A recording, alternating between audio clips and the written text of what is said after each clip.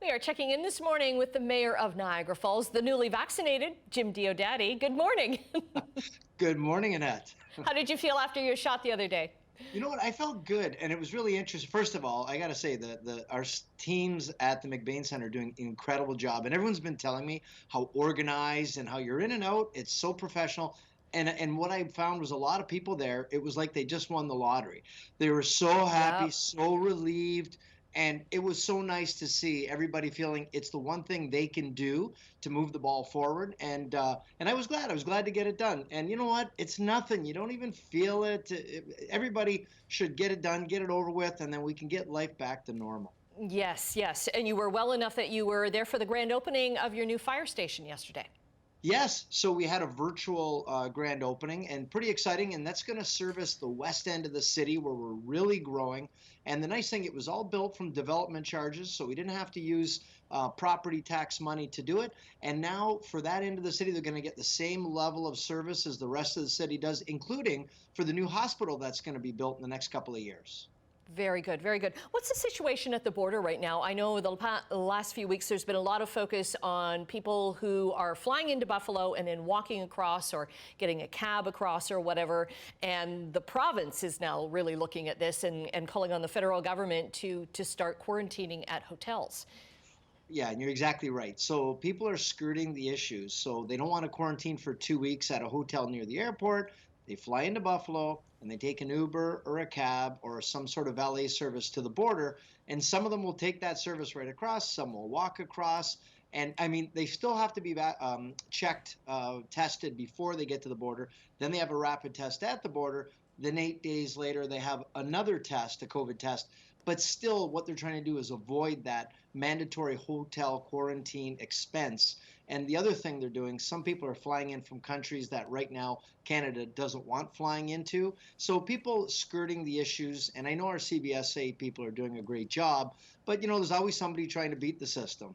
Right, right. And I know last week you were talking about the fact that the CES, Canada Service and Border Agency, or Border Service, the great CBSA. people at the border, that they're not getting vaccinated. They're not on priorities. Has that changed at all? Yes, so we're so grateful. So they've been reprioritized. The Good. CBS have been reprioritized to be part of the primary group. So this week, as a matter of fact, our CBSA staff are able to start getting vaccinated. I mean, in addition to some that maybe already for their age have been able to do it.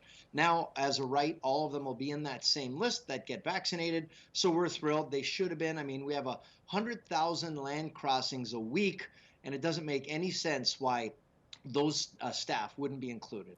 Right. With Victoria Day weekend coming up soon, are you expecting, of course, not going to be an influx from the border, but large crowds coming in from other areas? Absolutely. I mean, and it's not just here, it's everywhere. Whether you go to Bronte, whether you go to Niagara on the Lake, they're everywhere. There's flocking to outdoor areas.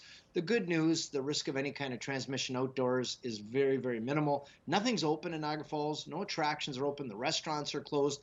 There's really nothing to do other than look at the falls, look at the blossoms, look at the tulips. So I know people are going to come, and people have said to me, well, why don't you stop them? There is no way to stop them. The highways Right. are open, the roadways are open. There's no way to stop them. All we're trying to do is encourage people, be respectful, keep your distance. If you've got to be near other people, wear your mask, and for God's sakes, get vaccinated. Right. And know that there's no washrooms. How about that as as a deterrent? You should put there, Well, we don't have any washrooms. you know the problem in that some people will do what they need to do wherever. But I Yes, know. yes. We're- Okay. Yeah. I have to ask you a personal question now because I was talking to my mother-in-law last weekend and she's like, can you ask him when the casino's going to open? so please, for my mother-in-law Lil, could you? No, wait, is this for your mother-in-law or for Bob? Because Bob No, always. this is for my mother-in-law. Okay. So that's the million-dollar question, actually. And I was speaking with Ontario Lottery and Gaming this past week. I was speaking with Richard at the casinos. And believe me, they want to open up so soon. We're anticipating it'll be at some point this summer. And it all depends on the vaccination rate. So the sooner people get vaccinated, the sooner they're going to be able to be open in a gradual basis. Of course, we get our marching orders from the province. So we're waiting to hear from them. But we would anticipate sometime in July That's what our expectation is. Fingers crossed. It'll be round about that time because we know by the end of July, everybody in Canada could be fully vaccinated. Certainly, there'll be enough vaccines for us to be fully vaccinated. So now it's up to everybody to go and book their spot and get your vaccine. Okay, I will report back to her then. Thank you, Jim. Nice to talk to you again.